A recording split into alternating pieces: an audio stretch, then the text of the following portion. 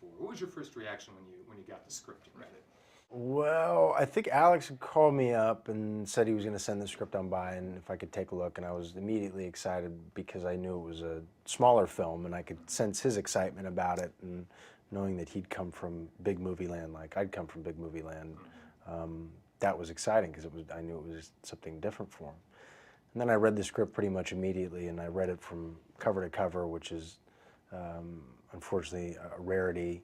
And I just knew it was a great story. It was a great story, a small story, well told, and I liked what was dealt. I liked the issues that the film dealt with that I felt I could relate to, and I felt other people could as well.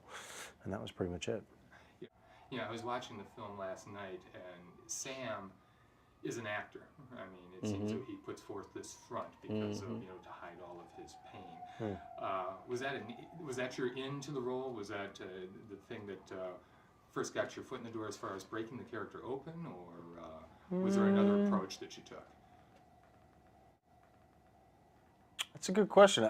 That was exactly what interested me in this. Is I always love hyper articulate characters. I like Glenn Ross. I love, I played Carter in Fat Pig in Neil Butte's play.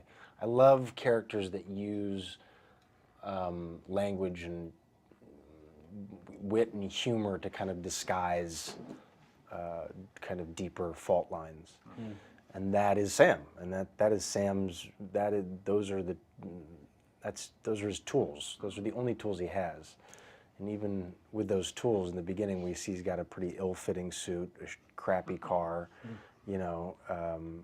He's still just kind of off. It's not working exactly, and he just kind of starts to unravel. And I loved watching this man unravel, and he unravels so fast, and it's so heartbreaking. Reading it was heartbreaking because all you want him to do is just tell the truth, and he can't. And I always like watching actors when they listen. Yeah. And I've always read, and every interview I see from an actor says, the most important thing is listening. And you're a good listener. I noticed that last night. What did she give you to help?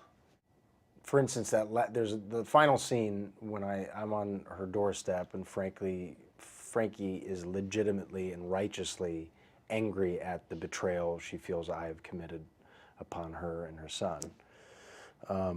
That scene took forever to do. We actually shot it once and it didn't work, and then we rewrote it all together and then came back and shot it again. And I think because that scene is the culmination of the film, that scene is like everything I've been working toward. I had such investment in it as an actor, but also myself as Chris Pine, I was very invested in it because of the work that I'd put into it. I think basically what I'm saying is that we'd all invested so much in there that when we were really talking to one another, we were forced to listen to one another, because I was hoping and praying that all these conversations we'd had on the outside about what the scene is about, I was hoping that Frankie was getting it, and that I wouldn't be thrown and pushed aside. And